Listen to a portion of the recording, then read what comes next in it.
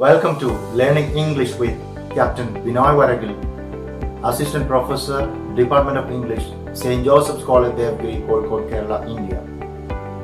We learn phonetics and phonology, and we are learning about the description and classification of vowels and consonants. We know that the vowels are classified into two main groups.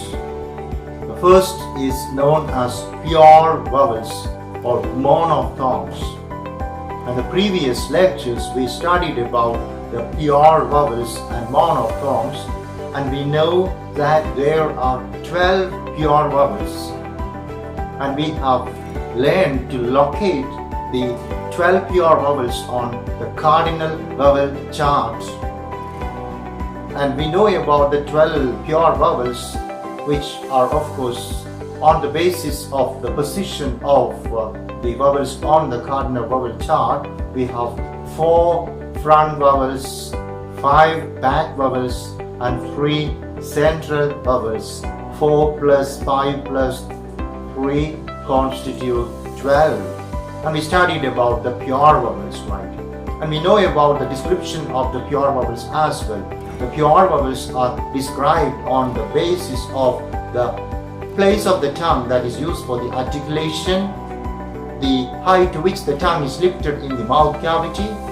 Number 3 is of course the position of the lips, rounded lips or unrounded lips. And last of course is a vowel is short or long. And today we are learning about the diphthongs.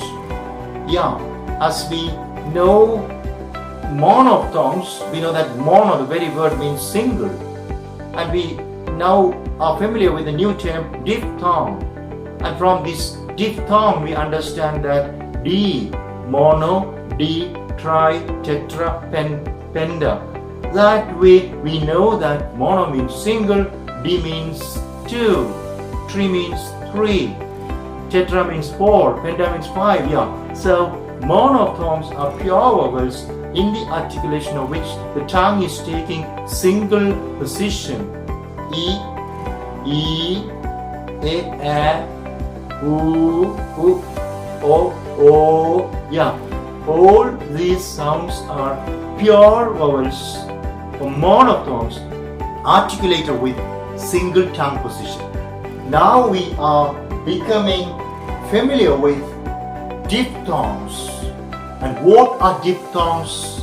Diphthongs are sounds, vowel sounds, during the articulation of which the tongue starts from the position of a particular vowel and moves in the direction of the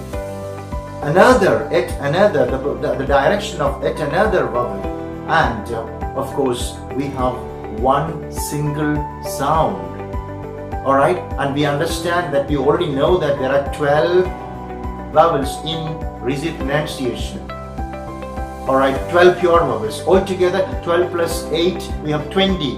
20 vowels, 12 pure vowels, 8 diphthongs, right? And we are learning today about the 8 diphthongs, and we understand that diphthongs are sounds or vowels, phonemes, which are of course articulated with 2 tongue position.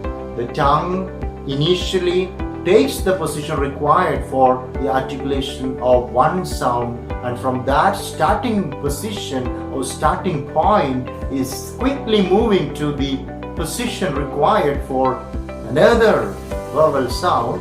That is, of course, we have one starting point and one finishing point. Although we have 2 tongue positions, we understand that the diphthong is a single sound, it's a single phoneme, and we know that in English we have 20 vowels, 12 pure vowels and 8 diphthongs. Diphthongs are different because diphthongs are vowel glides. That's very important. So diphthongs are vowel glides. Why do we call them glides, vowel glides? They are called vowel glides because the tongue is gliding. The tongue is jumping from one position. That is, of course, the tongue is gliding from the starting point. We have the starting point right? The tongue is gliding from the starting point to the finishing point, and we say we have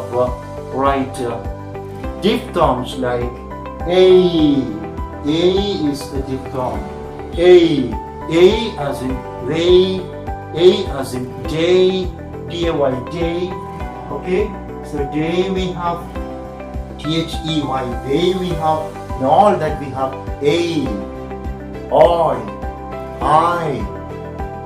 Alright, similarly we have O.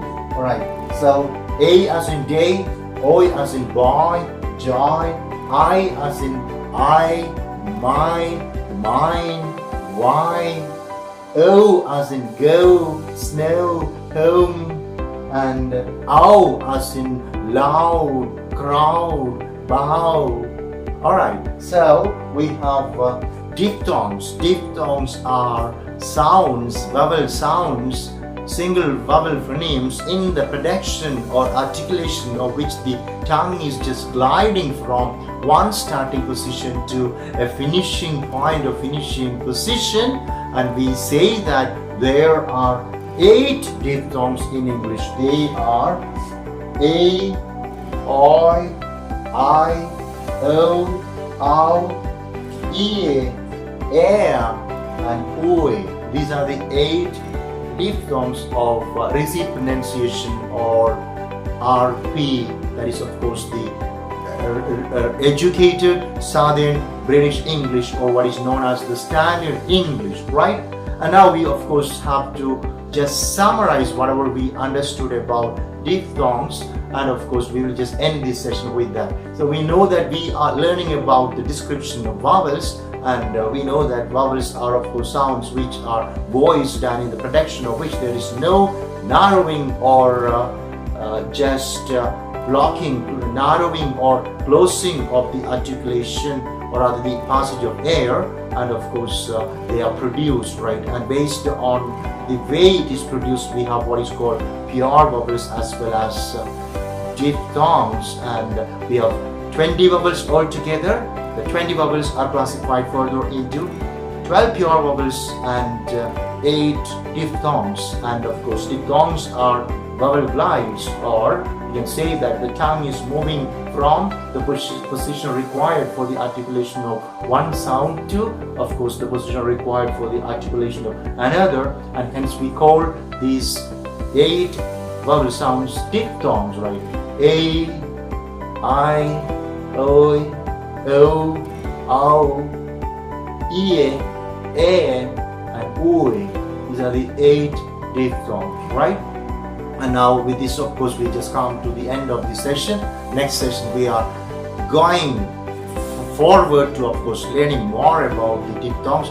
We have, of course, further classification of the diphthongs, and we are just going to learn about the classification of diphthongs in the next lesson. So let us just end this session. Thank you very much for listening. May God bless you.